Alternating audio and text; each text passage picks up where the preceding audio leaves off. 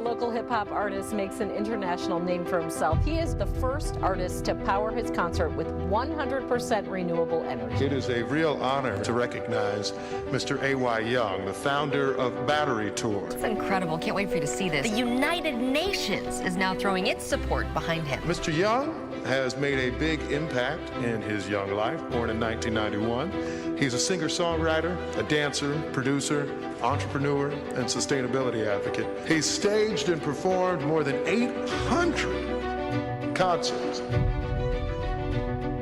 He was named by the United Nations recently as one of 17 youth world leaders of the world, the only individual selected for that honor from the United States.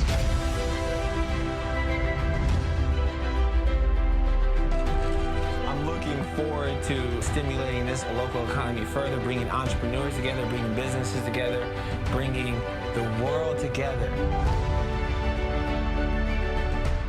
so we can make some change.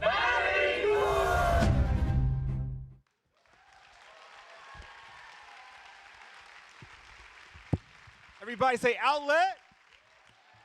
Say plugged in. There's hundreds of millions of people around the world who do not have access to energy today. So let's take a step for tomorrow to get the world plugged in.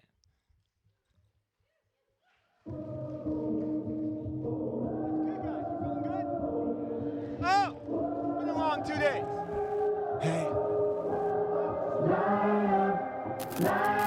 Yeah, 1 billion without a light that sparks a night, but you shine so bright, it don't seem right. Yeah, like 10,000 weeks under the sea. The voices all just sing. We got the power. We got the power to bring energy. It's flowing up inside of me. Together we can power change. Just plug it in, so we can light up the world. Energy. The only enemies, the enemy. It's like a new identity, a better me. Together we can light up.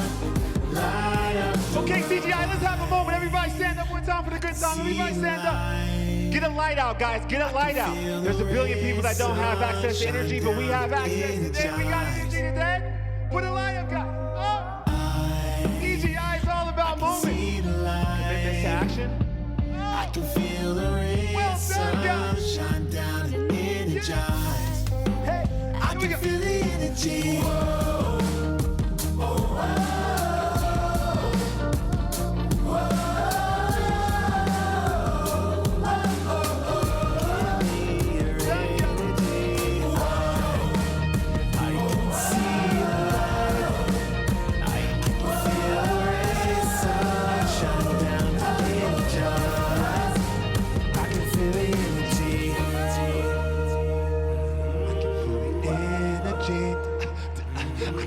Energy energizing me, and we can light up the world. Well done, guys. How you guys doing? My name's A.Y. I made one song for each of the 17 Sustainable Development Goals, right? And it's music for impact. And I'm so happy to be here with a commitment for action. Make some noise for yourself one time. Make some noise for Hillary Clinton, Bill Clinton, all the people, all the commitment makers coming together. We're gonna try something special. This is the anthem for Goal 17 about partnership. It's what CGI is doing. We're bringing everyone together. Sing it together. Oh, sister, mister, look who's made our minds up. How you doing? And now I can't find the reasons not to give up. How you guys doing? What's up?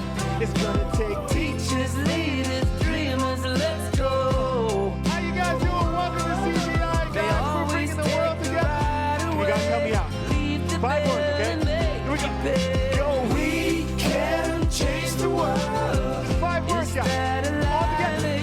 Yo, we can change the world. CGI, we're making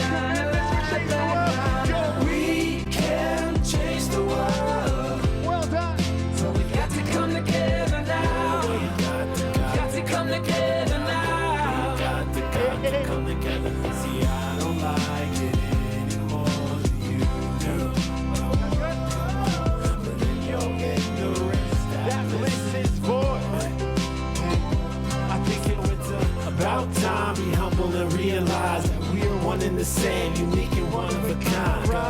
Brighter days come ahead when we join together. So put your best foot forward, go and make an effort. This is AY, I spoke to Akon. Marvin Gaye, we in the grapevine. How you guys doing up top? What's up? How you guys doing? World influence great minds. I'm trying to pay mine. Everyone's an outlet for change. Picasso, It's amazing to see us come together for tomorrow. Let's hear it, guys. Last week, 5 words. You guys ready? Go. We can change the world. Is that a lie they told us? We can change the world.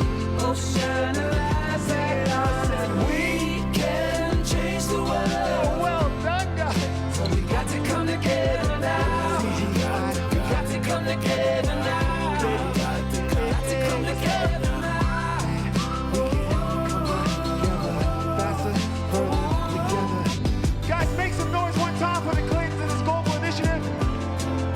My name is AY. I made one song for each goal. I hope by the end of the year we can have Paul McCartney and Peter Gabriel on this one. It's the anthem for Goal 17. It's your song. It's your song. This is your turn. Sing it out. Go. We can change the world. Sing it out right now. We can change the world. Black Rod, sing it out. Everybody sing. We can change the world. So we got to come together now. We can change the world now. We got to come together now. We got to come together now. We got to come together now. We've got to come together through the wind and stormy weather. Oh, we've got to come together. CGI, my name is AY Young. I'm an outlet for change. I'm the founder of the Battery Tour. I powered over 957 concerts using 100% clean energy, and I'm on a historic journey to perform 1,000 concerts with clean energy by Earth Day 2025. The UN Sustainable Development Goal 7 is to ensure access to affordable and clean energy for all, and I'm excited to announce a first-of-its-kind CGI commitment action to raise awareness for Goal 7 with the release of my newest song, Light Up the World. All profits will go directly to implementing partners advancing clean energy on the ground. I invite you guys to join us in making world history, guys, creating music for impact to get the world plugged in.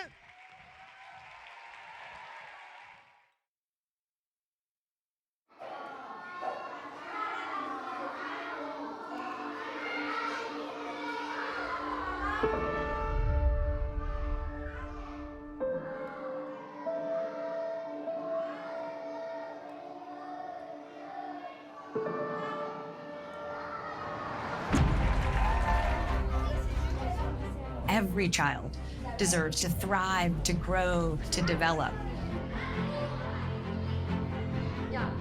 The more people that we have contributing, the more likely we are to be able to build and then protect a healthier, more equitable, and more joyful future.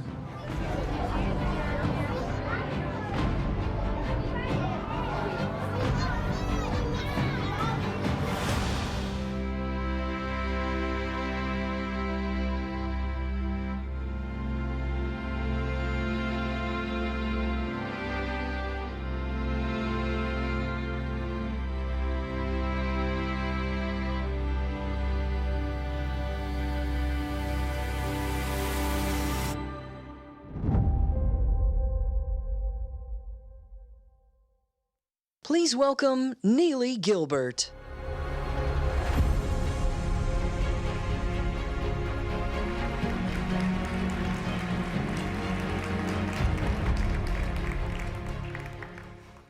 Our world is at a crossroad, and scientists have been clear that in order to end climate change, we have to get global emissions down to net zero, which means reducing absolutely everything that we can and then removing the rest.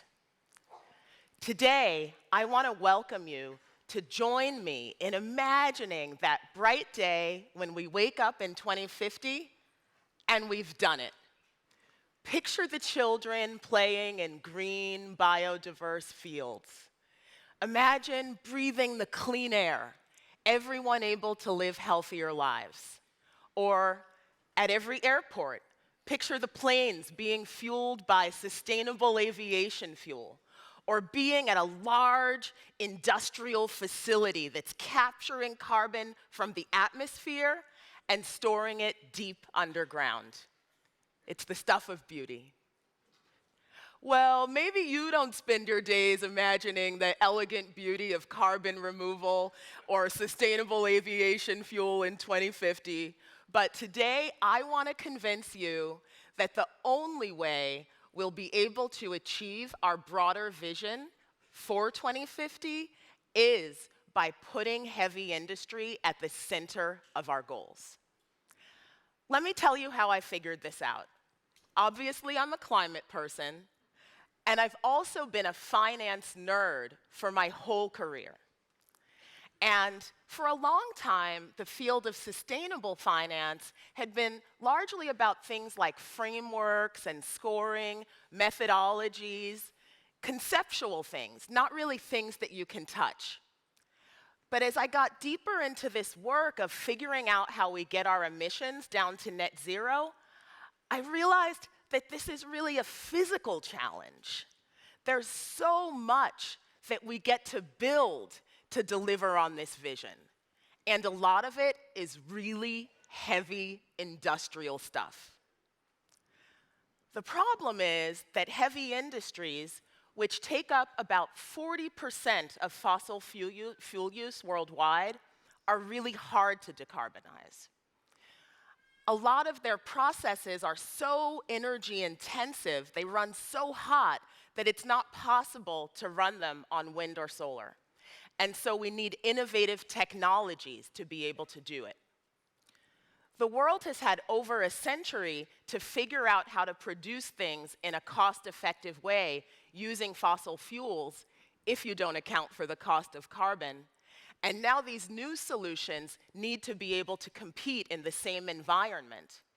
It's difficult to make progress in a way that is both commercial and also consistent with the best science.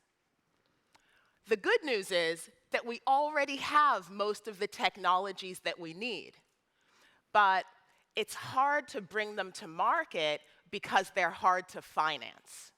See, financiers don't really have the tools to be able to evaluate these opportunities or to nurture them into being.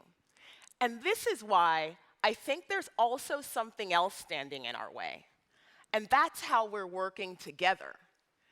The scientists and engineers, the finance people, the policy experts, we're working in separate circles when we need to work together. We need to create the most impactful Venn diagram that the world has ever seen. So that is exactly what we're going to do. Today, Carbon Direct Capital is making a commitment to action to catalyze low-carbon infrastructure with a strategy that will finance the development of innovative projects that produce things like sustainable fuel, green commodities, and carbon removal. We can do this because our investment team will be working with our affiliated company that has a large team of scientists, PhDs, and other experts. And working together, these leaders will be able to bring about results that they couldn't deliver alone. This is a really hard challenge, and we have so much more to do, but I believe that society can deliver on this vision if we just organize our experts and our actions in the most effective way. So if your company has interest in investing in this space, or you have demand for the low-carbon commodities that these projects will produce, we would love to hear from you. Please give us a call. So what's the rest of that vision for 2050? The whole system becomes zero carbon. And people like me, who are toiling away at this every day can just relax at home. Or maybe we'll be off on vacations that we've taken on sustainable flights.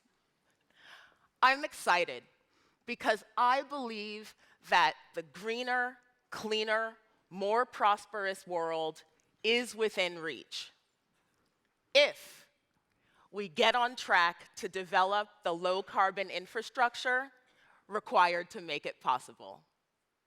Thank you.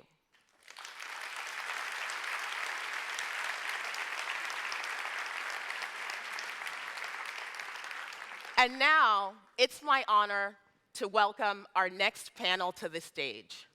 Please join me in welcoming Bill Gates, Dr. Fei-Fei Li,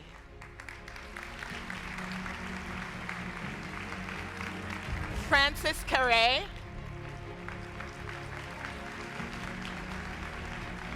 and President Bill Clinton to the stage. Thank you.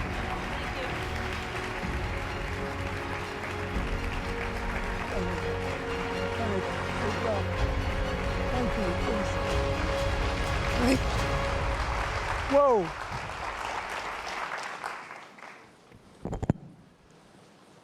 Well, this is fun, but I'm trying to figure out what I'm doing here. I mean, I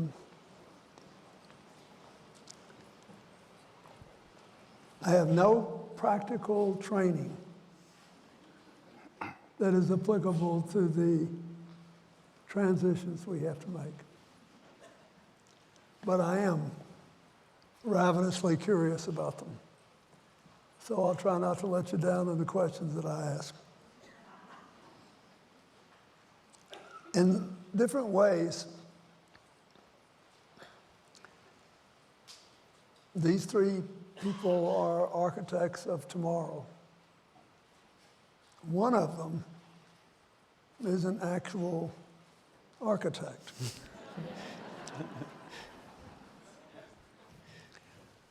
Francis, you've come a long way from your little village in Burkina Faso, which you left at age 7. No electricity, no clean water, no access to education. He learned to read and write in a larger city, and eventually, in his 20s, moved to Germany and got a high school diploma and then a degree in architecture. So,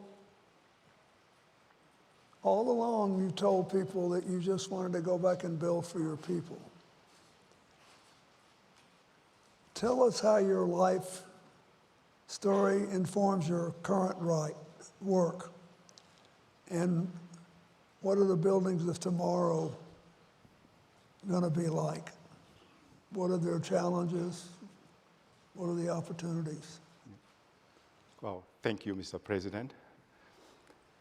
I mean, I have to be honest and to say, sitting with you here in this room and with Mr. Gates and Dr. Li is a great honor to me. So before answering to your question, I would love to thank yourself, Secretary Clinton, that I love so much, and of course, please.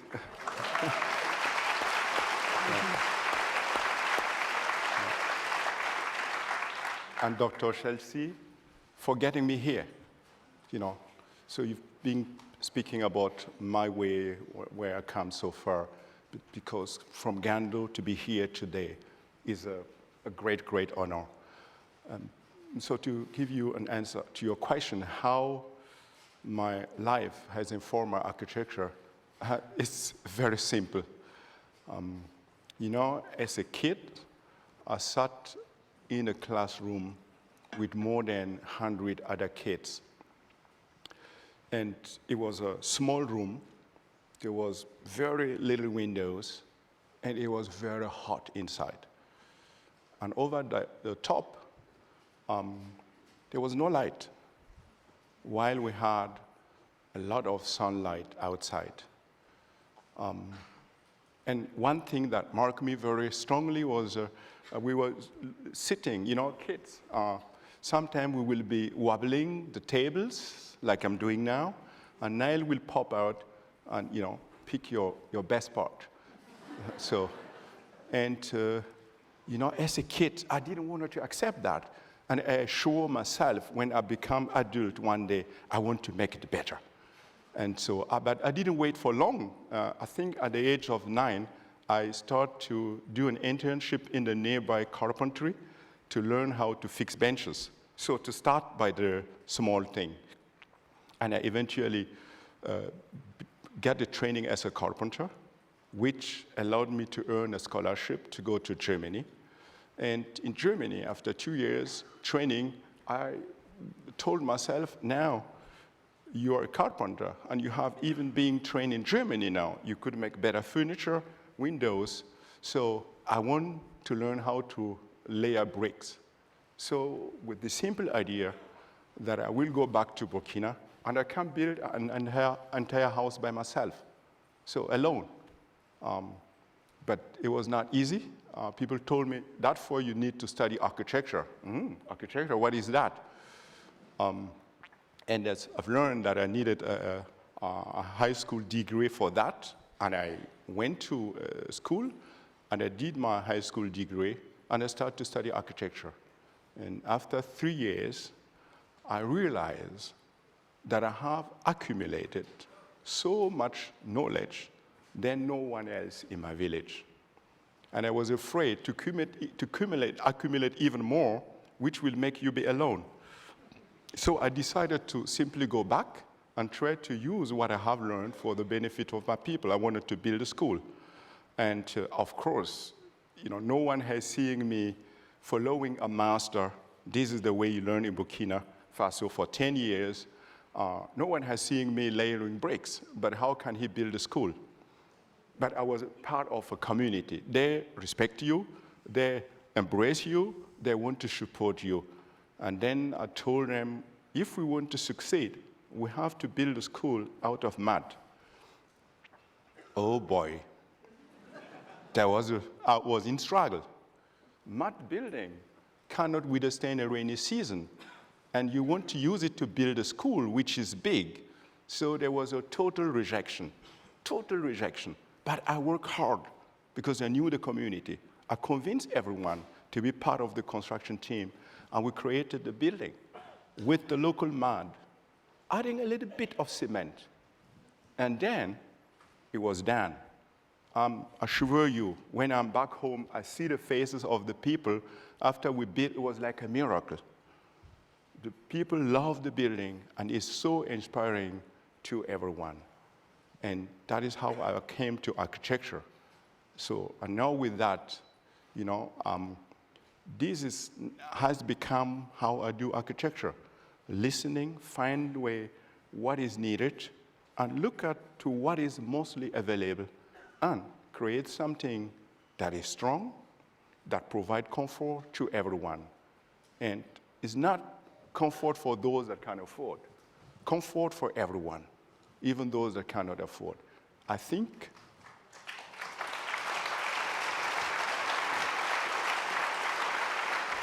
so. The vision for the future is to consider every single individual and use architecture to shape people's dreams, be it here in the US, be it in my home country. We're simply seeking for a better life.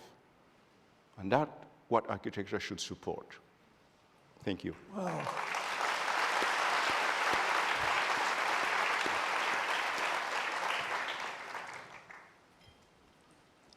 So, Dr. Lee,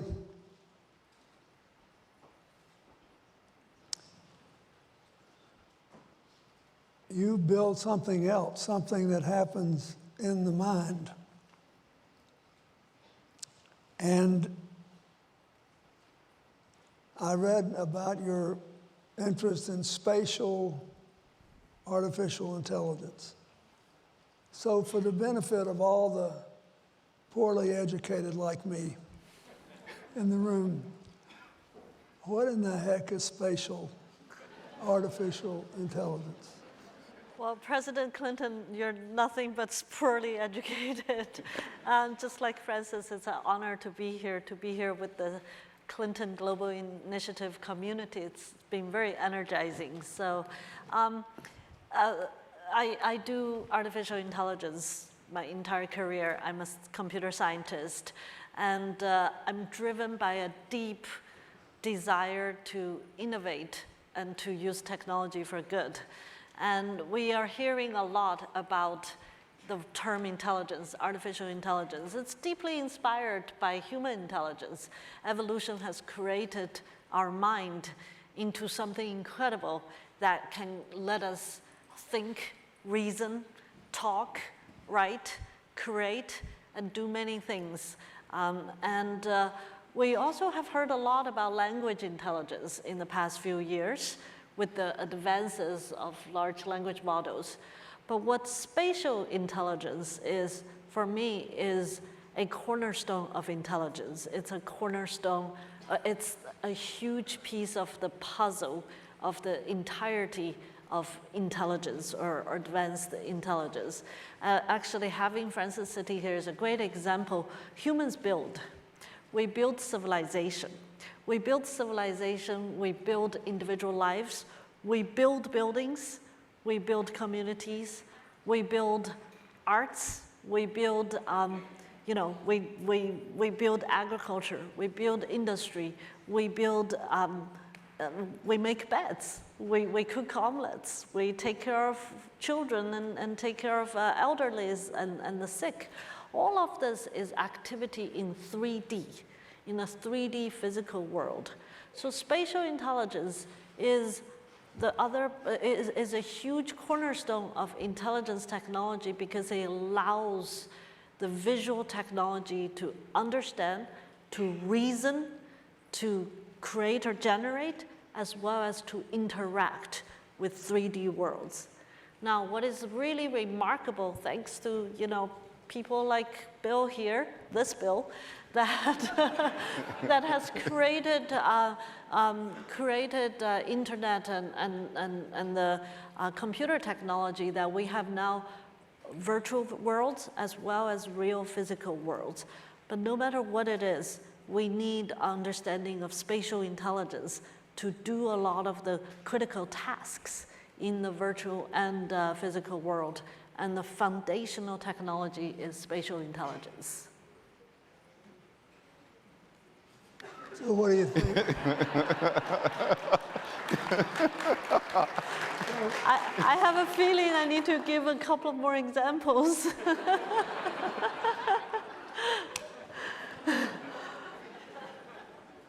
I'm trying to keep it together. Let me. So, Bill Gates is arguably the most important innovator of our time. Maybe inarguably. What do you make of all this? Is this going to do more good than bad? What should the poor people making public policy do to figure out how creative architecture can be affordable enough to deal with the explosion of population in Africa, which says, I believe the estimates are that by 2050 or 60, they'll have 25 or 30% of the population of the globe. So how's he going to get to do what he wants to do and people like him and do all that? And how will she be able to help us not only meet this insatiable demand for goods and services of all kinds, but do it in a way that doesn't cause massive disruptions in the rhythm of life in places where nobody's got the skills to today to do a certain level of jobs, and the jobs that we take for granted today won't be jobs then. So what would you do if you were master of our universe to try to minimize that? Well, it's, 50 years ago that the miracle of the microprocessor led me to drop out of college and start Microsoft. And that advance could be described as essentially free computation. When something's improving exponentially, which we managed to do, the industry did for the first 3 decades, the easiest way to think of it is something free. And so it meant that computation would go from being a tool of large organizations to a tool of individuals. And so the idea of spreadsheets, word processing, communications, internet, that would clearly follow because of this unbelievable cost reduction. And although I didn't predict the negative effects we're seeing from social media, I thought that it was an unadulterated good thing that people would have access to information, that there would be less nonsense in the world, not more crazy information that people would kind of enjoy. But there's something about human interest that has meant that it's been used in that way. What we have now, or what's coming, essentially is free white-collar workers and free blue-collar workers. We don't have that today. The reliability isn't good enough. The cost still needs to come down. But certainly within the next decade, that'll be the easiest way to describe what we have. That anything a white-collar worker could have done or a blue-collar worker could have done will have a very inexpensive way of doing that. And that's such a profound change. It's a way bigger change than digital technology. Digital technology was really big, and I spent my whole life going around saying, "Oh, you guys, get with it. Your company needs to do this." Evangelizing it. I don't feel like in this case I need to evangelize it. It's sort of self-evangelizing. There is one aspect of it that connects to my work for the last 25 years at the Gates Foundation, which is trying to make sure this is a technology that doesn't take several decades before it becomes available to those who are worst off. Whether that means the inner city education in the United States or it means a healthcare patient in Africa. If you have free white collar, wow, where is the greatest shortage in the world? Most people in Africa never meet a doctor their whole life, and they suffer for that. So, the one aspect I know I can influence to some degree is making sure that those applications, primarily educational and health, a little bit of agriculture actually, that those are prioritized at the same time as rich customers, rich companies are using the thing. I don't know if parts of the world will choose to actually not use the technology in full. They might. It's tough. There's a lot of forces that drive this thing at very high speed. And so the equity lens is one that I know we can have a very positive effect on. What's your reaction to what he just said? My reaction is I totally agree. Of more than 5 years ago, as a practicing AI technologist, I was on sabbatical at a big company, and I saw before the public, I mean, you saw it, Bill, but before the public see the impact of this technology that's going to have at such a large scale, like Bill said, more than just the digital technology. So the immediate reaction I have as a scientist is that we need a new framework approaching this technology. We need a much more human-centered framework where the value of this technology is squarely within doing good for humans, not just driving technology for the sake of it. And this, when it comes to humans, is human dignity, human well-being, augmenting human productivity. And it's a new framework to think about it for individuals, communities, and global society. So I really do agree with Bill, especially in examples like healthcare, education, agriculture, manufacturing. These are fundamentally critical areas of our human life that we should use this technology to augment and to do good. And we also now we see to safeguard, to create framework to safeguard it so that the technology doesn't go out of the values that we all collectively believe in. What are the consequences of all these changes we're talking about for the built environment? Are we going to have more houses, or are we going to live in smaller, more confined spaces? Will there be more houses but far fewer factories? Or will the factories be more confined because of what artificial intelligence can do? And do you think about this? And what's going to happen? Will the imperatives of climate change the building materials we use? And if so, what do we need more of, and how can we make sure we have it? It's not, I can understand how all this stuff,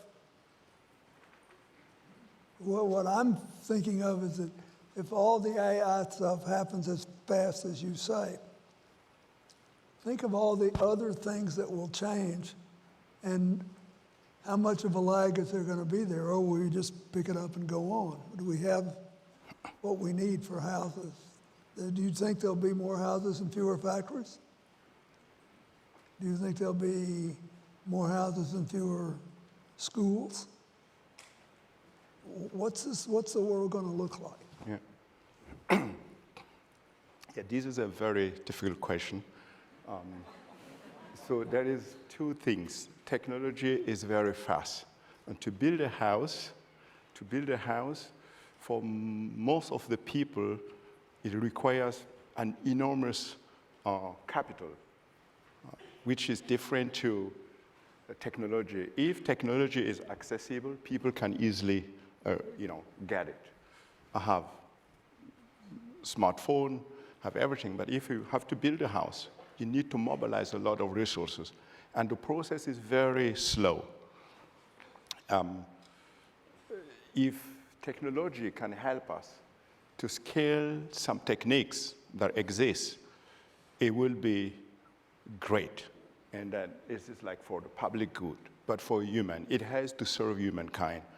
And for my field, if it allowed me to figure out quickly where can I have the most available material that is not causing a burden of the environment, then it is a good technology.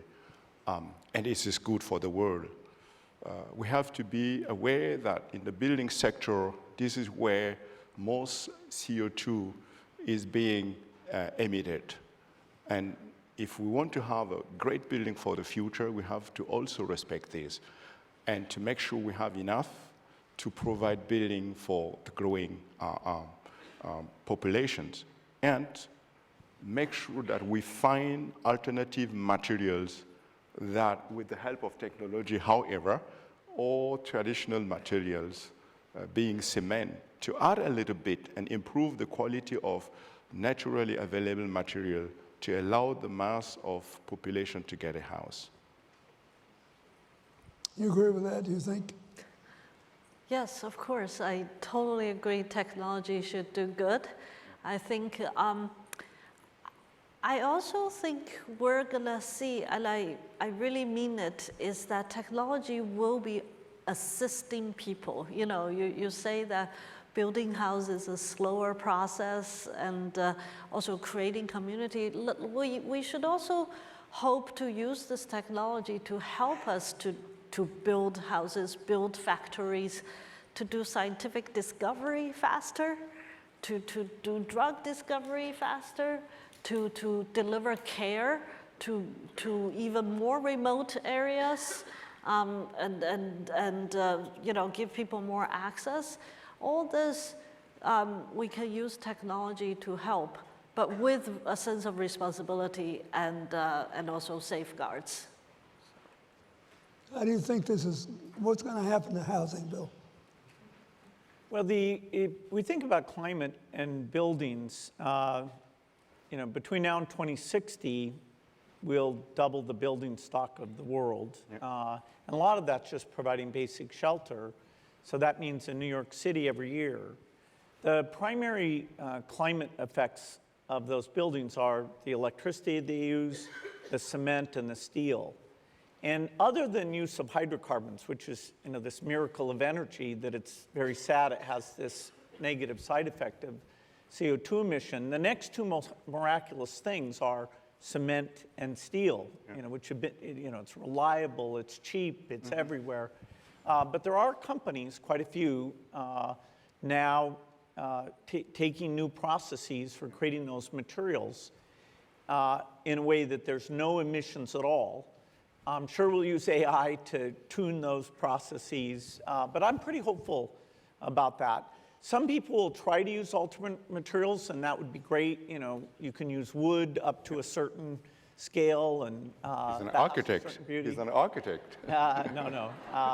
You know, maybe carbon fiber for some things, but even if we stick to the materials we use today, there are processes with what I call a zero green premium. That is, they won't be more expensive than they are today. Because after all, if we're telling the middle income countries to do this, they're not going to pay extra to switch.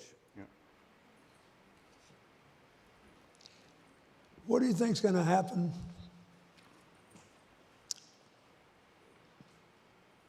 or not happen because of climate change? What are we going to be forced?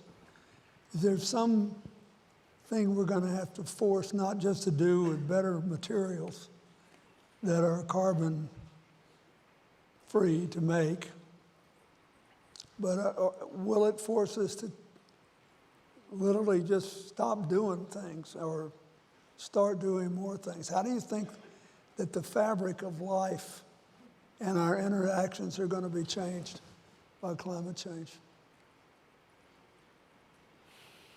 Well, fortunately, I don't think we have to ask people to make fundamental change, because I don't, you know, like saying, okay, don't eat meat or don't travel. And fortunately, I think we can innovate our way. We won't hit our most ambitious goals, 1.5 degrees, 2 degrees. And so we'll have to adapt at the same time as we mitigate. But the pipeline of innovation, now that people have been really challenged, you know, I think we can see in every area a chance to get to zero emission. And I'd say that before AI comes along. People say, well, AI is a problem because it wants a lot of electricity. Well, it wants about 10% of the electricity, and we already needed a lot of electricity. So that's true, that's an extra demand.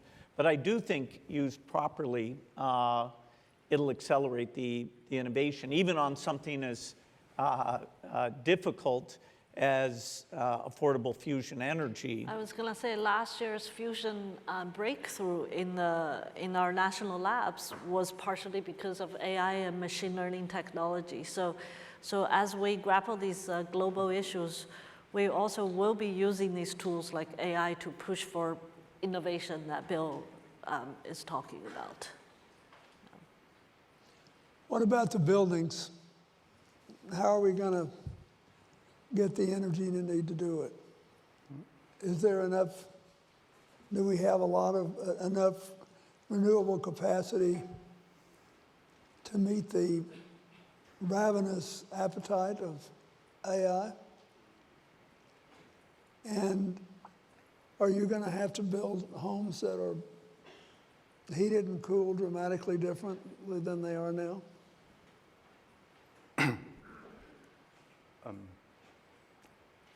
Actually, I have a question. Would the fusion energy will be available in the United States, in the Western world, or also in the global South? This is a key question that we have to ask. And with that, if energy is available for everyone, then I think it's going to help us a lot. To produce energy by zero emission will be a big help, for sure. However, we have to make sure that this energy is everywhere available at the same level.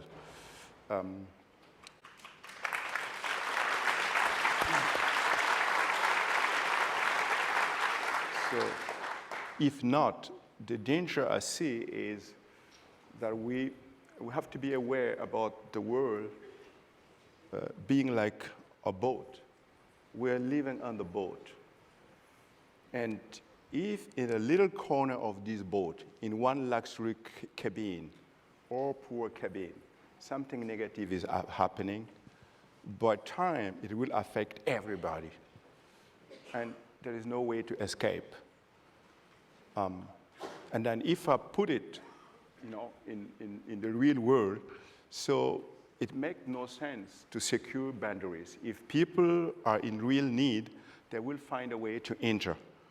And the more we'll injure, conflicts will emerge and grow violent, which will have a negative impact of everybody.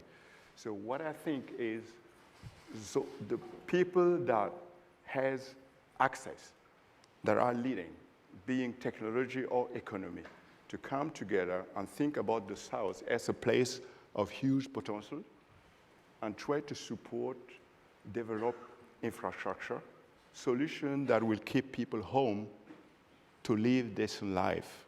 And with that, we will solve already a big, big problem, because people will not move if their life conditions are good. And so let's solve the energy problem globally, and let's make sure everyone stay home happy, and we could keep visiting each other and to enjoy our differences.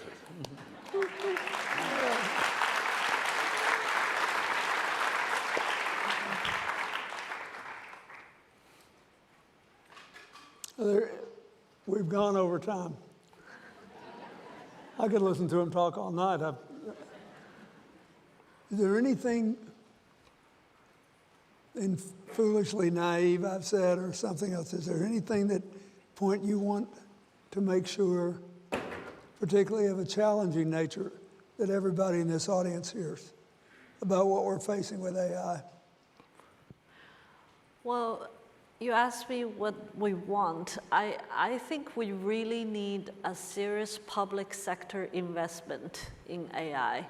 And by public sector, I mean academia, nonprofit, and global, national and global access of this technology. I've had the privilege of meeting with President Biden a couple of times in the past 1 year, and I have been advocating on behalf of the public sector and academia a moonshot mentality to strengthen the access, the education, and the research opportunities of AI in not just in the technology sector, but also in our universities, our colleges, our high schools, our K-12 educations, our nonprofits, and also deep partnership with Global South and worldwide. I think it's a really critical moment that we see how fast this technology is moving and all the intended and unintended consequences it can bring, not only in the technology itself, but on the job front, on the civil society front, the social media impact, geopolitics impact, impact to democracy.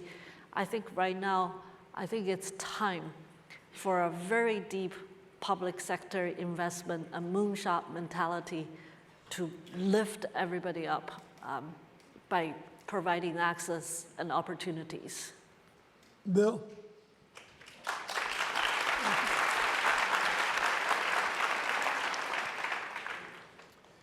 Well, the potential good in education and health and solving climate problems, are pretty fantastic. I would say that it's a dilemma that such a high rate of change is coming at a time whereas people's trust in government to say, okay, the job market is changing, here's how we're going to change the incentive structure, the tax structure, here's how we're going to slow this down or change this thing. So it'll be, I think, a tumultuous time because you need collective action, and that means government, both at a national and at a global level. And yet, the strength of government, our trust in government is particularly challenged. Some people who work in AI say, okay, the AI will help us solve that.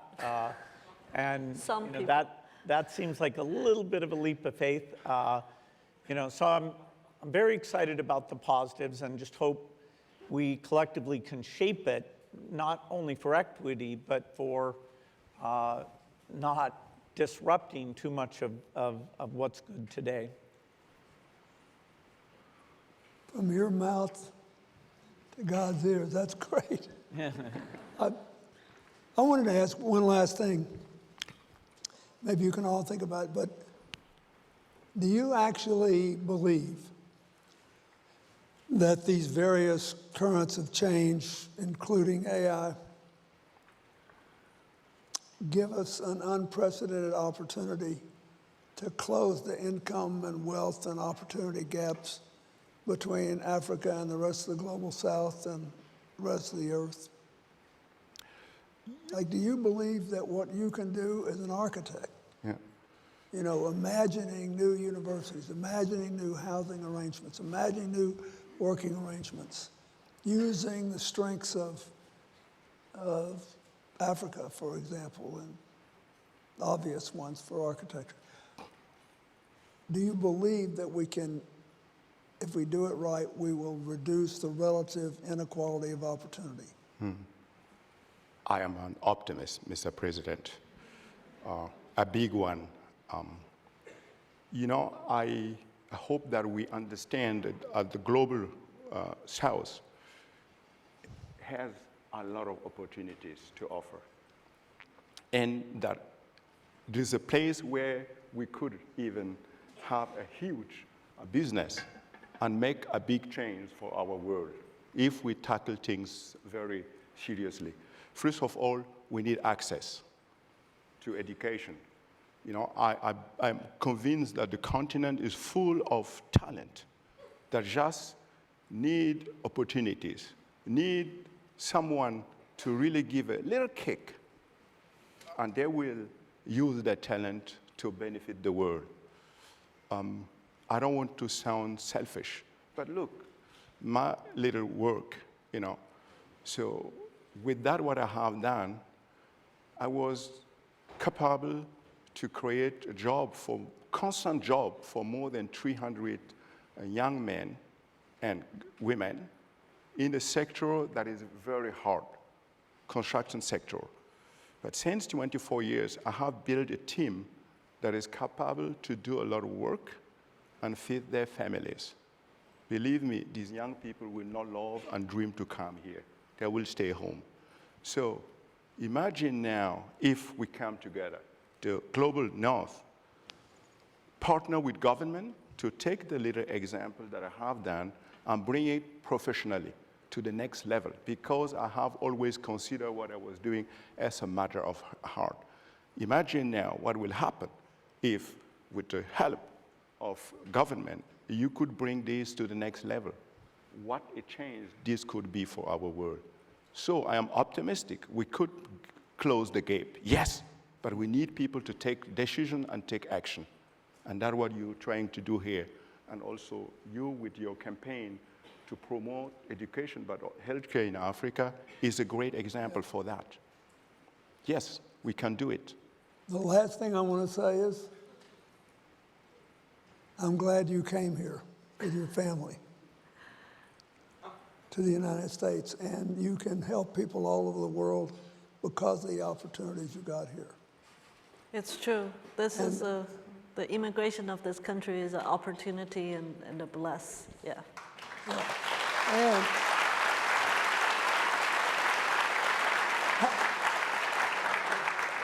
25 years ago, Bill Gates came to the White House to the first conference that had ever been held in the White House on philanthropy. And he said, I want to help the world make all these changes. I want to help people everywhere. And I have determined that it's going to be perhaps harder for me to give this money away correctly than it was to make it. And all I can say is, you're making one hell of a good effort, and the world is grateful to you. And we thank you. Let's give him a hand. Thank you. Great. Thank you so much. I've got all these ideas about mass developments of houses in Africa with beautiful materials. Thank you. Bless you. Thank you. Thanks. All right, man. Thanks. Okay, let's go.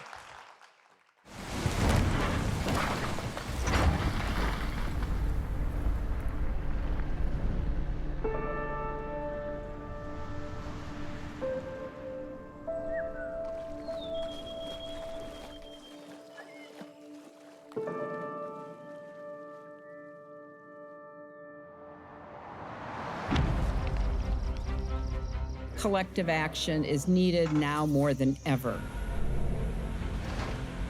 We need to find ways to address some of the most urgent challenges facing our world and figure out the how of building a more inclusive and equitable world once and for all.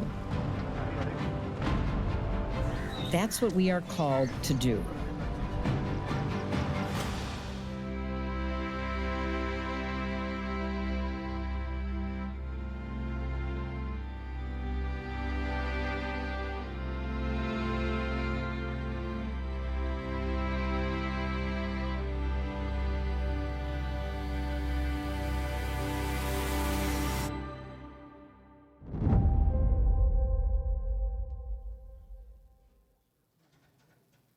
Please welcome Secretary Hillary Rodham Clinton.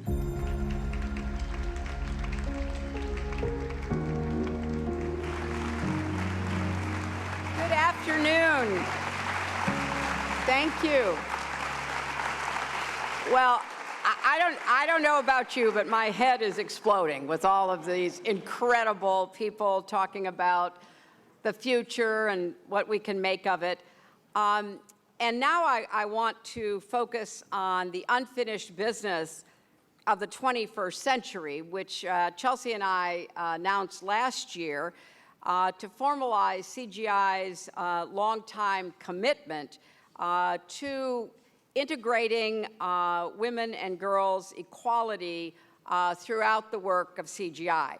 And we have some incredible commitment makers with us, and I want you to join me in welcoming S. Mona Sinha from Equality Now, Reshma Sojani from Moms First, Brandon Jacobson from Nadia's Initiative, Brett Hagler from New Story, and Vanessa Rohanhars from Rohanhars Consulting. These are incredible partners of ours. You know, Nadia's Initiative is making a new CGI commitment to action to launch a comprehensive women's center in Iraq, where more than 6,000 women and girls who are facing displacement, sexual violence, and other atrocities will receive the support they need and deserve. And this work will be led by survivors for survivors, by the Nobel Prize, Peace Prize winner, and the survivor of the Yazidi genocide, Nadia Murad, one of the bravest women I know.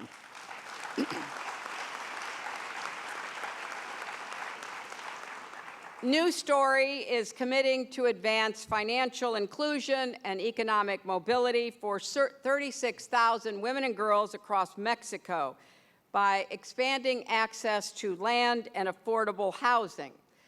This is a first-of-its-kind approach that will invest in 15,000 low-income families to enable them to become landowners and eventually homeowners through income-based savings plan and land equity. This is so exciting, helping women build generational wealth for them and their families.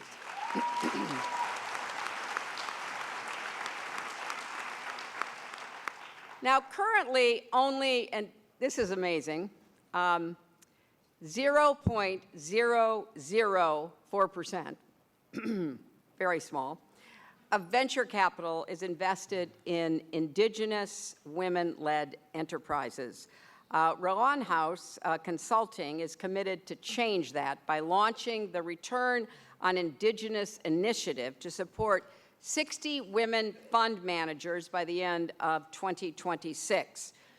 And they're doing something that is very unique, and I hope is a model. These indigenous women, through a specifically designed trauma-informed program, will receive hands-on support in creating an investment strategy with the goal of driving more capital to historically marginalized and underinvested communities and solutions. Thank you very much for that.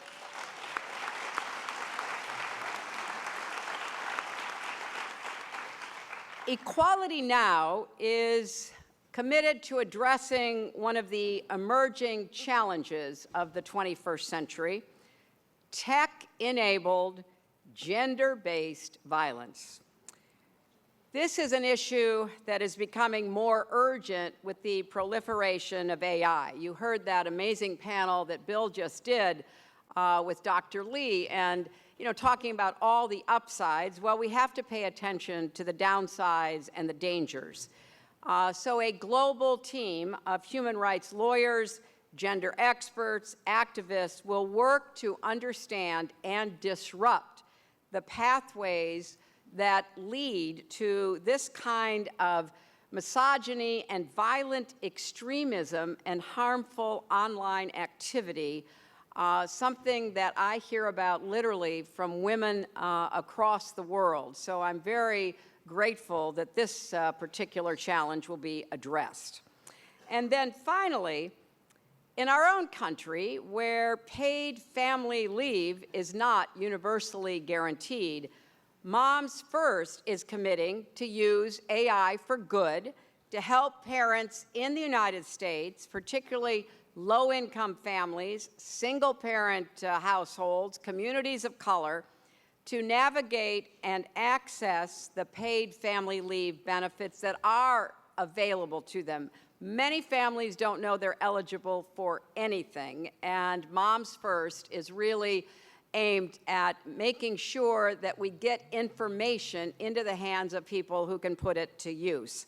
Now, I want to recognize these commitment makers for showing us that progress is possible to enable new and creative solutions that can bring us closer to full equality for women and men and girls and boys. Because even though we talk about this as a women and girls issue, this is also a family issue, a community issue, and we want men and boys to be involved and to support our drive for full equality.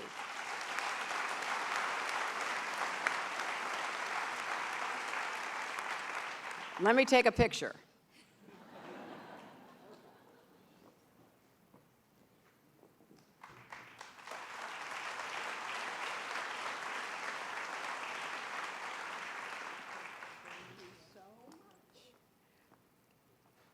It's now my great pleasure to invite some more of our partners to the stage. These are also a group of amazing people who are working every single day here in the United States, literally around the world, to combat a lot of the abuses from governments, online, in every way imaginable. But they're also working to make a difference in the rights and safety of women, which are under attack in places like Afghanistan and Iran, just to name two. And we've seen this kind of attack on women's gains, women's progress, women's rights in the last several years, aided and abetted online. And so I think part of what we want our CGI community to do is to identify problems that we can have a role in trying to address and even solve.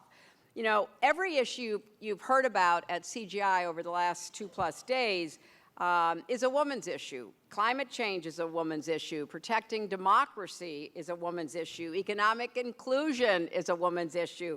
Health equity is a woman's issue. So if gender isn't explicitly at the center of your work, consider ways that you can include a focus on women and girls. And look for ways to make collective action. And we at CGI are more than willing to be partners with you, to connect you with other people who are concerned about the same things that you are. There is no doubt that we have made progress, but there's also no doubt that there's tremendous pushback against the progress that has been made. And, you know, some recent analysis has been done about how long it would take to reach gender parity, and basically about 300 years. And, you know, I intend to live a long, fruitful, purposeful life, but I can't wait that long. And this next year, in 2025, we will be marking the 30th anniversary of the Beijing Conference, when we gathered from across the world to make it very clear that women's rights are human rights.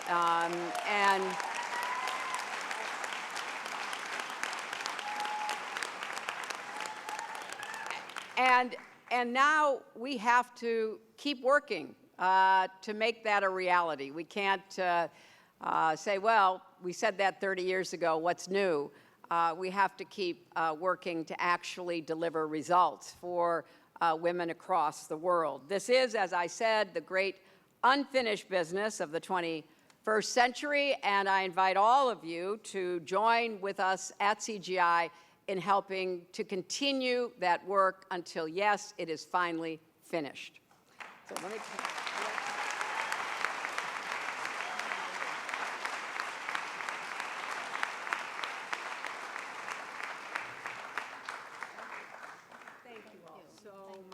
everything you're doing. Really, I appreciate it. Thank you.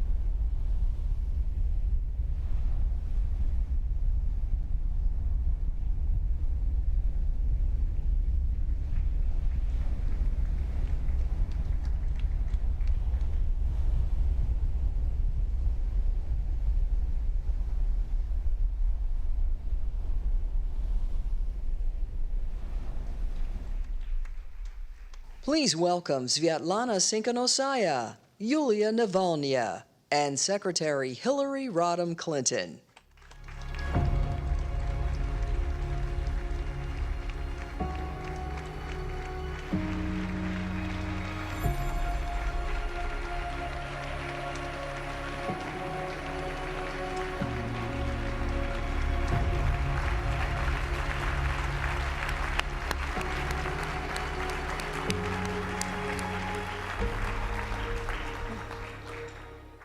Well, thank you for that very, very warm welcome. For two of the bravest women I know, two women whom I admire greatly, and who are literally on the front lines on behalf of freedom and democracy and against the dictatorships and autocracies that would try to limit the human spirit.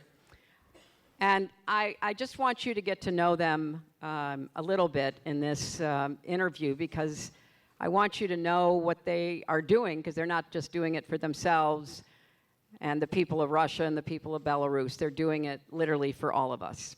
Svetlana, let me start with you. In 2020, your husband was arrested while preparing to challenge then President, still President, Lukashenko, in the election that year.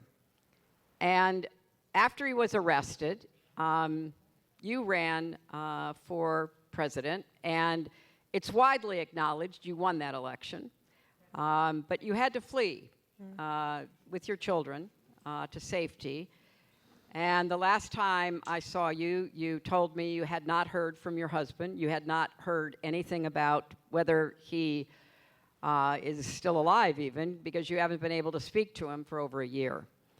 I want you to maybe describe for our audience, both in the room and on live stream, what has happened to you in the years since as you've taken on the mantle of leadership, and what is it you're trying to accomplish now as a, in effect, leader in exile?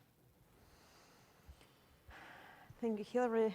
Thank you for having me tonight. It's so important to tell the story of Belarusian fight for freedom and democracy, the values you enjoy every day. So in 2020, life of all the Belarusian people changed forever.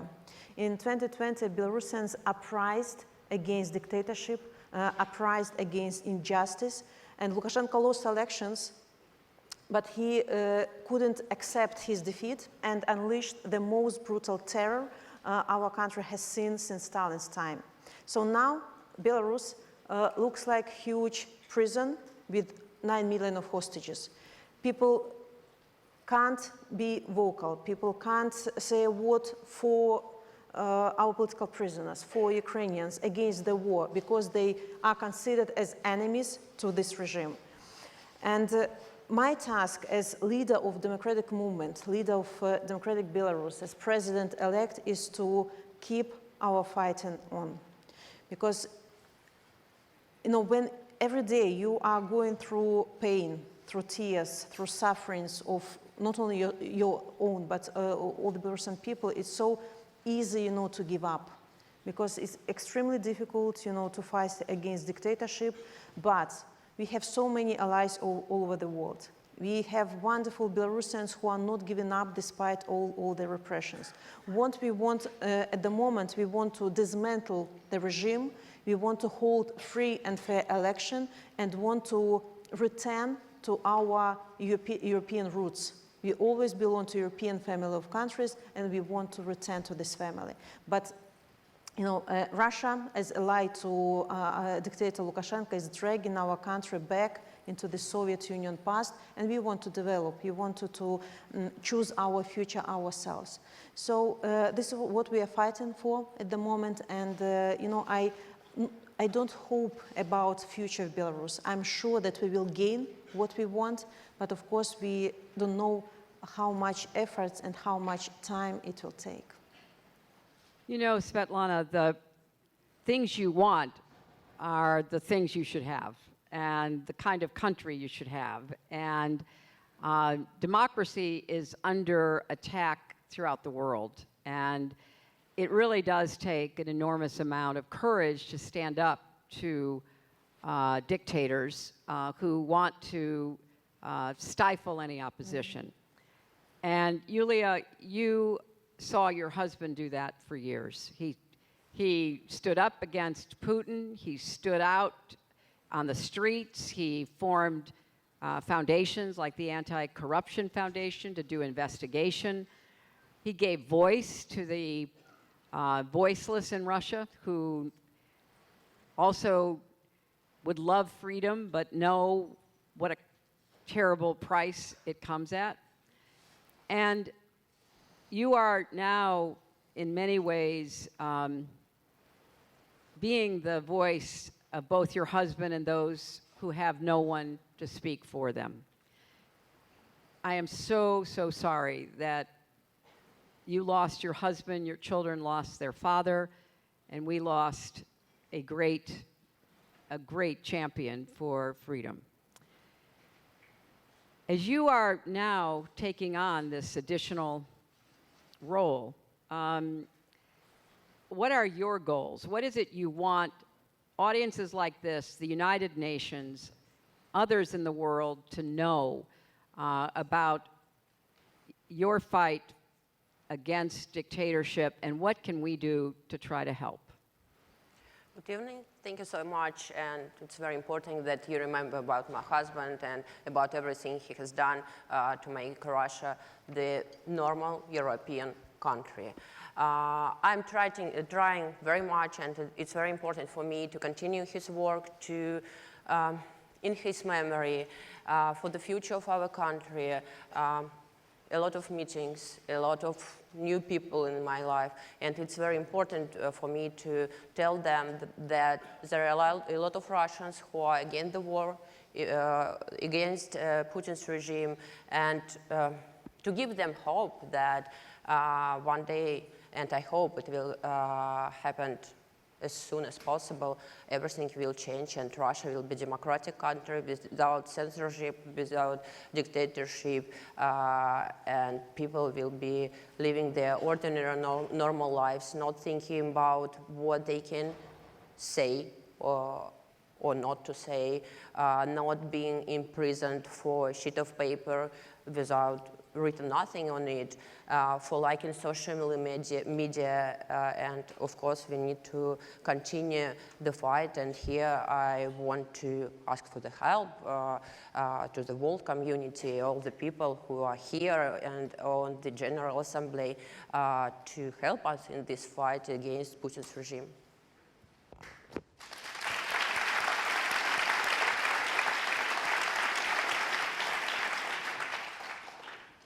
When both of you think about the future that you want to see, do you have specific ideas or requests as to what the international community, what the United States, what everyday Americans and people around the world could do to support you? Svetlana, you, I know, travel on behalf of not just your husband, as important as that is, but the people who believe in a better future for the country that he represented, that you represent. What more can we be doing? It is so frustrating to see both of you fighting for freedom, which is our fight, and knowing that there has to be more that all of us can do to support you.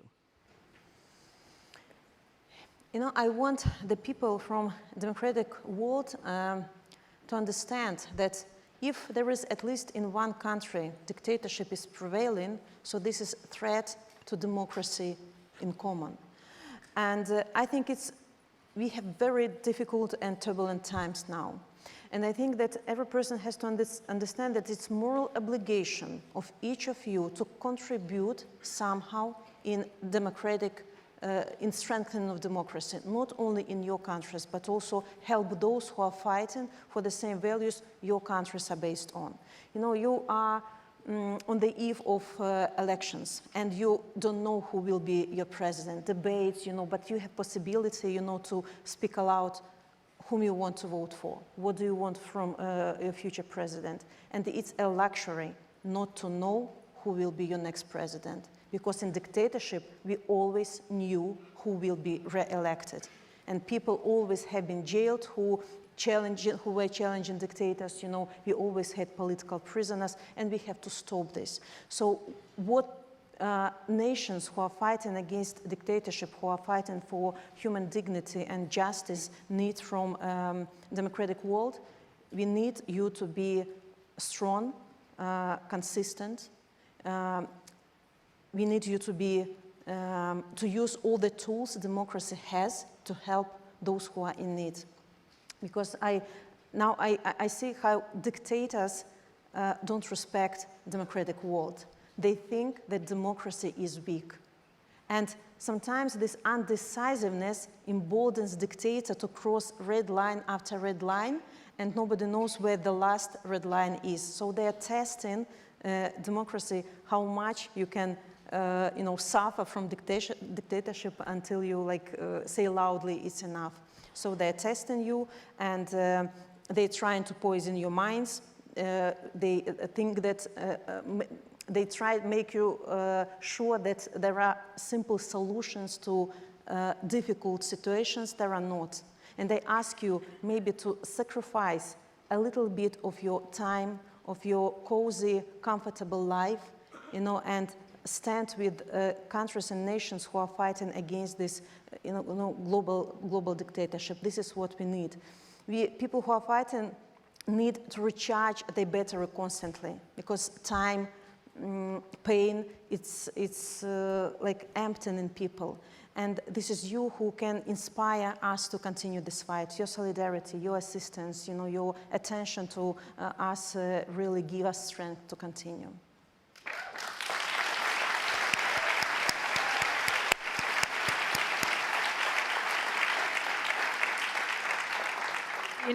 Yulia, I think it's probably fair to say that without Putin, Lukashenko might not any longer be in power. All roads lead to Putin in terms of the upheavals and the militaristic actions and the behavior that is so dangerous that we've seen. We need to know more from you based on your experience, the work that your husband did.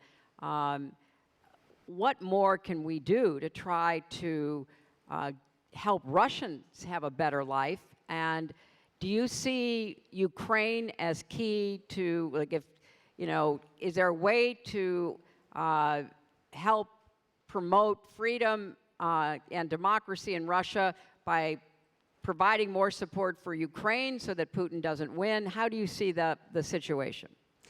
Thank you very much. You're doing a lot. So I'm sitting here, you're listening to me, and it's very important to know that people all around the world support people in Russia or Russians outside the country who are in exile, who flee the country because of mobilization, because the war has started, because those oppressions in country. And it's very, very important to bring them this feeling, and you're doing this right now, that you can hear us.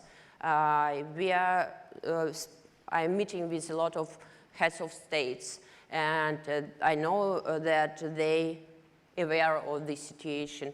I know that they support Russians who are against the war and against Putin's regime. And it's very important. Sometimes when the country is in dictatorship, it's very difficult to find some kind of ways to do something immediately. But still we need to do it needle by needle, pearl by pearl.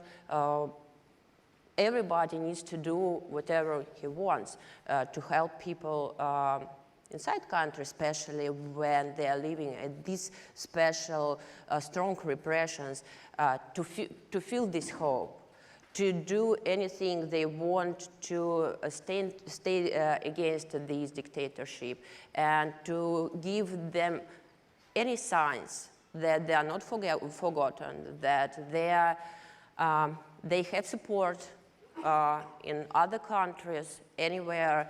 It's a really important thing, and it gives them more strength.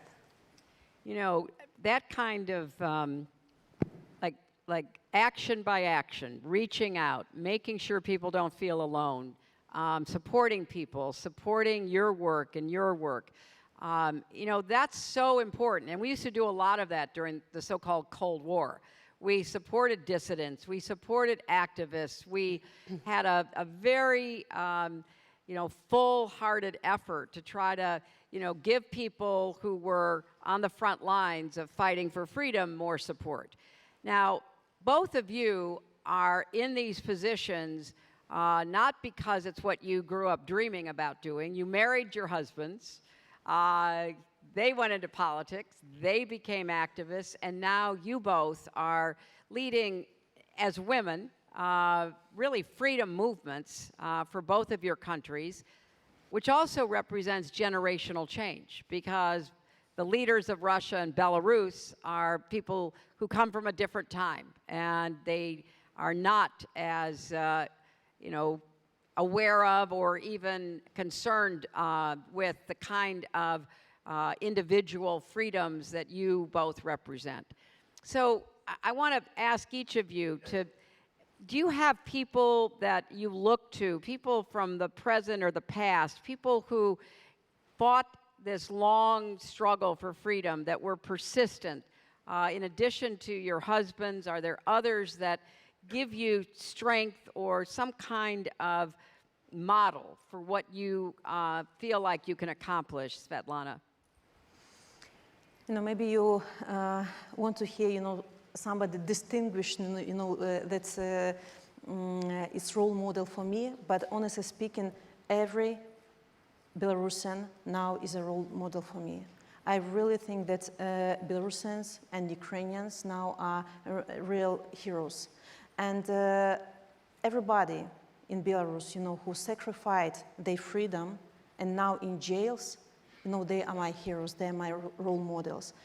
And they sacrificed their freedom to give us opportunity to continue this fight. So I can't betray them. Of course, I have, moments of, I'm sometimes in despair, sometimes I'm so tired, but immediately I think about those who are in jails, behind bars, without any medication.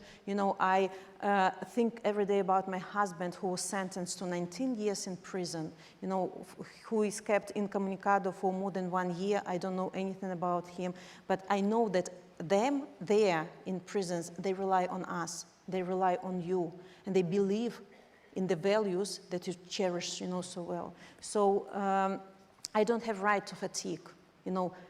Ukrainians in cold trenches don't have right to fatigue. So I appeal to you, don't allow fatigue to seed, in your hearts, because it's our common, obligation to defeat those who want to ruin the values, your countries are based on. So ordinary people, ordinary heroic actions, this is what inspires me and push me to continue.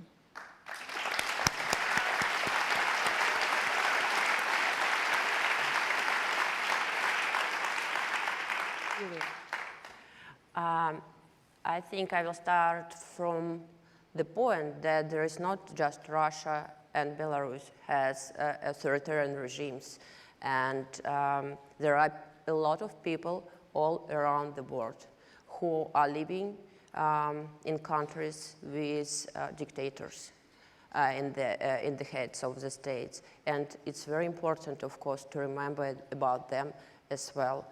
Of course, all these people under big pressure, huge pressure, every day fighting. And in every country, we know a lot of examples of ordinary people who are not very well-known people who are fighting with this regime every day. And of course, we need to appreciate their fight.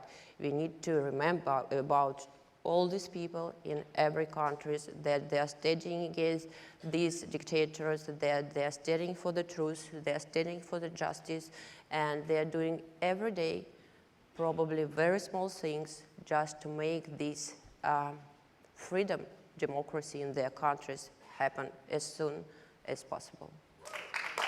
Thank you.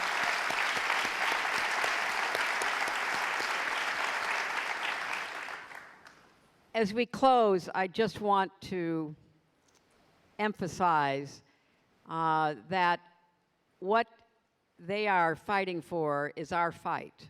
And I want not just Americans, but people around the world, as Yulia just said, there are people in so many countries everywhere who are standing up against dictatorship, that are standing up against oppression, that are trying to speak out, that are trying to help those around them. And it is really important that we remember that democracy is on the line across the world, and that it is people like that, like these two women, who are fighting that battle every day that we sometimes think about every so often. And so I hope as you leave this CGI, they will remain in your hearts and minds, because they are the true heroes of the fight to try to preserve and regain freedom and democracy. And they are the true heroes to people like us who want to make sure that every country, including ours, is always free and always democratic, now and forever. Thank you all very much.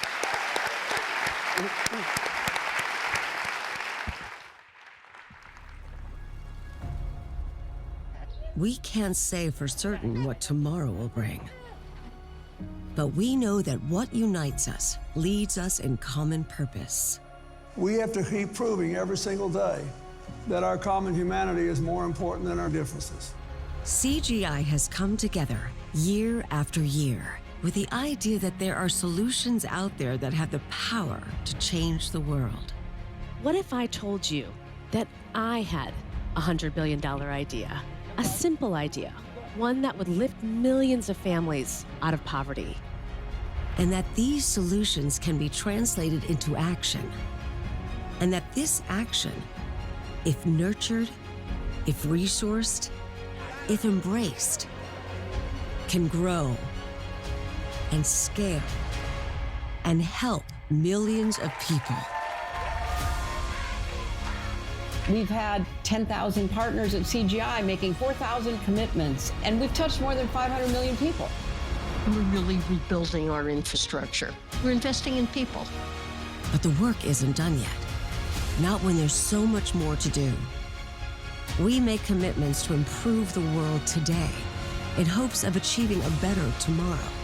We do not inherit the earth from our ancestors. We borrow it from our children. We know that our collective action works.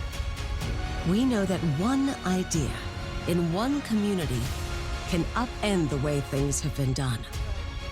We know that if we look around and find ways to partner with one another, we can multiply our efforts and build a tomorrow that lives up to the promise of what's possible. I'm gonna keep going, and I hope that you will walk beside me. For in this world of endless challenges and infinite opportunities, we have hope in a brighter future for everyone. If you want to go fast, go alone. If you want to go far, go together. If we keep our eyes on the horizon and never stop thinking about tomorrow.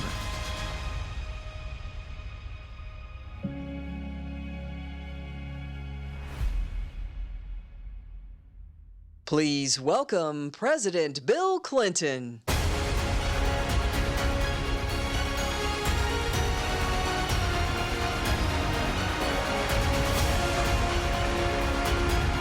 Thank you.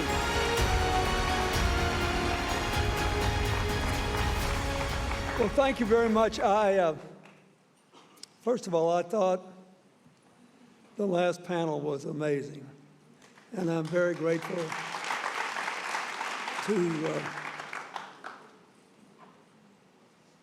to people who will stand up in public and talk about how they've channeled their pain as something positive. It was wonderful.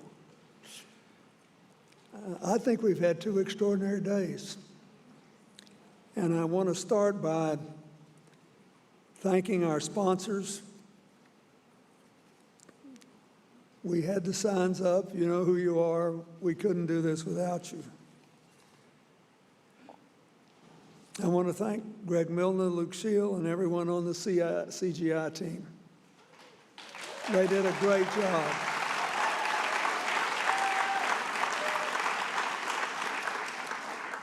I want to thank Kevin Thurm and all the staff of the Clinton Foundation and Paul Neville, Matt Giobbi, and the entire Markham Group for working hard to make what I think is one of the best meetings we have ever had. And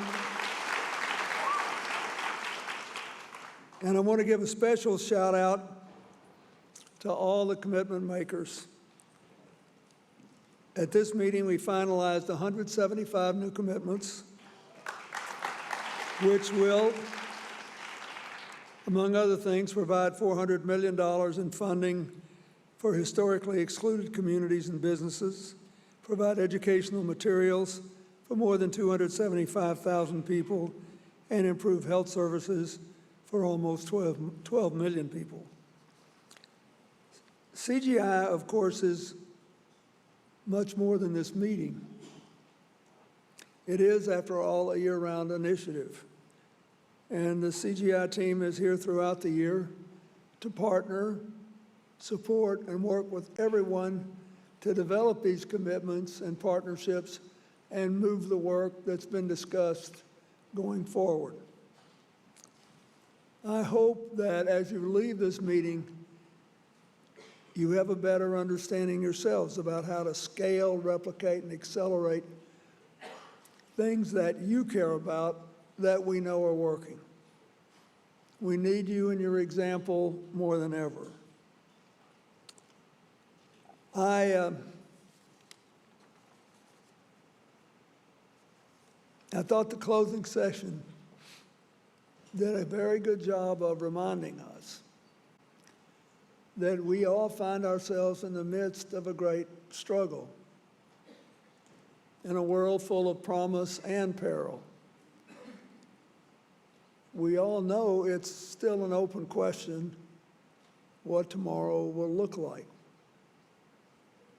On the one side, it's clear that promising solutions to stubborn problems can unleash a whole wave of human achievement, human participation, human empowerment, and unprecedented human cooperation. But we also see daily evidence after evidence after evidence of the age-old human determination to divide and dominate. And that's a cautionary tale. Authoritarianism and negative forces grow in many places still today. And their appeal to people who think they've been left out or left behind or are afraid that they're going to be looked down on or lose out in some epic imagined struggle for the domination or the defeat of this or that caste in any society.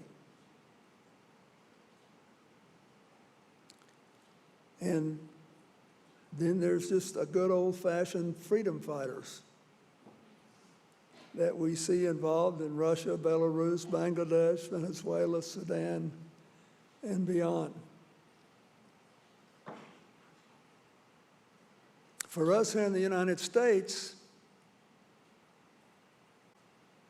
it's a cautionary tale. When we hear our leaders threaten to jail their opponents, spread lies, or sow mistrust,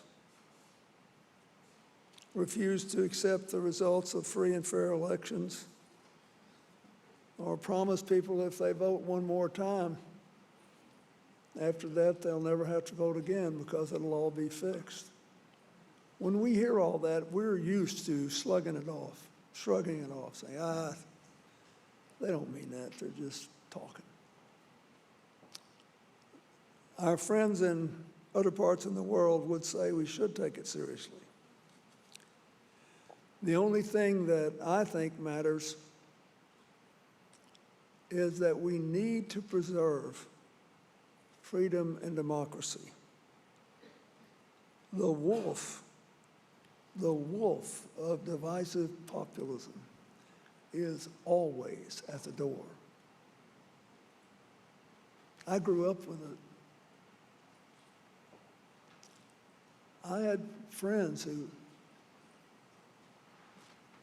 would have thought I was nuts to go to a meeting like this, and were more worried about keeping someone else in their place. I don't want to focus on it very much today, but to say this: whenever there's a wolf at the door, you need a strategy to drive it away. And we have seen today that the best strategy is to show up and stand up for freedom, democracy, and decency. And to say, as I have now bored the entire world with my limited logical appeal, say addition and multiplication are better than subtraction and division. They were yesterday and they will be tomorrow. And we have got to do this. So, we are dealing with legitimate challenges. I was personally very moved when Samantha Power came here and offered us $150 million to fight lead poisoning in young people. And we could literally take care of the whole world for probably twice that again. So I hope some of you will think about doing that. Sometimes we can best come together when we do something really concrete and really discreet.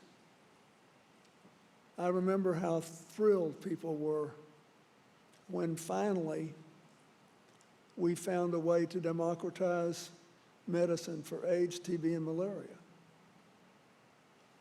so that real people who didn't have to be wildly wealthy could say, if I put $2,000 into this project in Cambodia, where there's an orphanage with kids that all have AIDS, these are the number of lives I will save.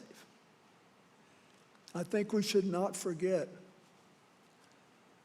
about things that are readily available to save lives because they were available last year and the year before that and the year before that. Sooner or later, we need to finish the job so we can get on to a new problem. And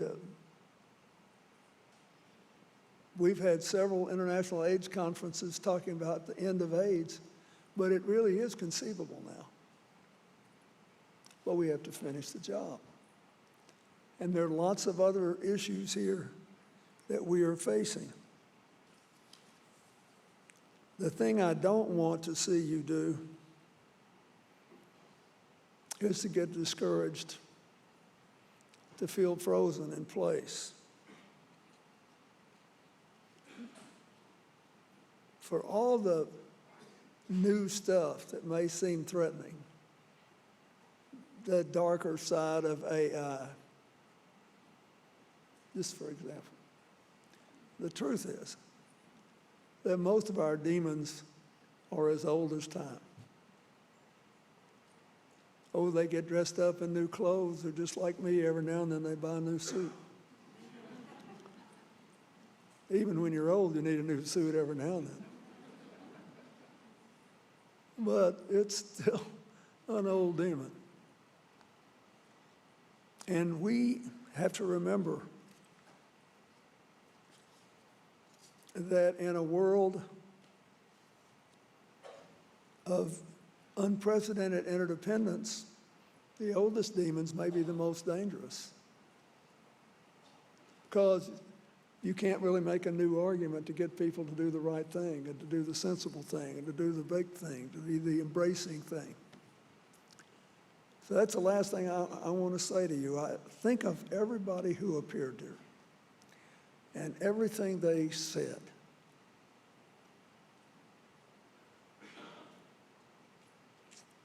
the appeals they made, the lives that we celebrated. Think about the people who have been here with us in times past, who are now gone. We're just passing through, and we don't want to waste any time. I became fascinated with quantum physics after I left the White House, and I am dumb as a post when it comes to quantum physics. But I have acquired a reasonably good grasp of the subject, enough to keep in mind, to keep up with recent developments. And I'm standing here thinking, along with all of you, we're about to finish and we're about to walk away, and some people are probably so tired they're a little dizzy. But we now know that every one of us and all of our fellow citizens on planet Earth are experiencing a quantum phenomenon, which is something we did not know about until recently, which is that we are being constantly flooded with waves that come all the way from the end of the universe. Waves that started and worked their way to the outer limits over the first 14 billion years of the universe exists. And some of them have already been there and gotten back and are going through us. And every time I think about that, I think, gosh, I hope this doesn't mean I'll say the first thing that comes into my head while I'm standing up.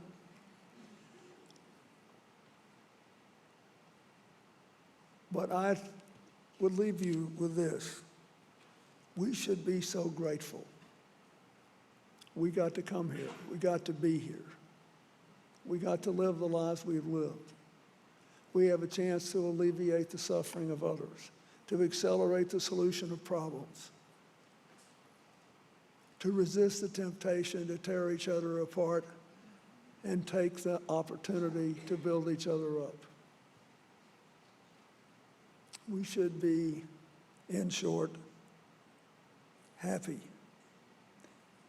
And we should also be humble. If you think you got a truly new idea, think about the 14 billion-year-old waves going through your body. We just get this chance at life. And our chance has been pretty good. And we have an obligation to help others do better and give our children a brighter future. We don't even have to succeed. We just have to get caught trying. And so I am honored to be with all of you, because every year, one way or the other, you manage to get caught trying and have a good time doing it. God bless you.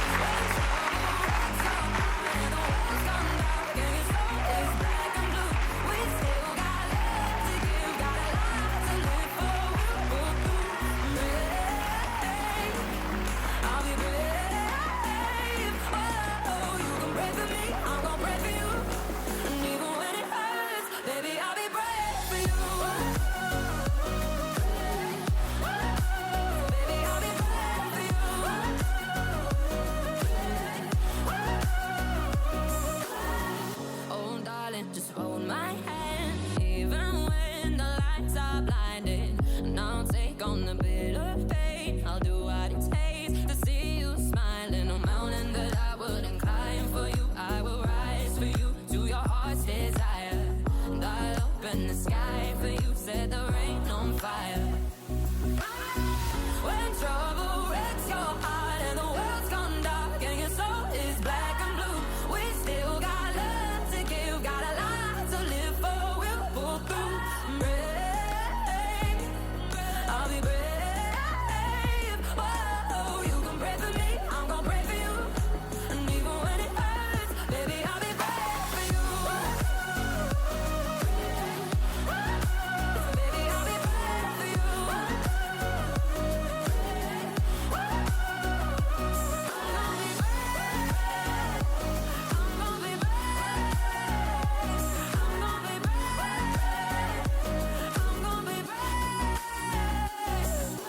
Mountain that I wouldn't climb for you. I'll open the sky for you. When trouble wrecks your heart.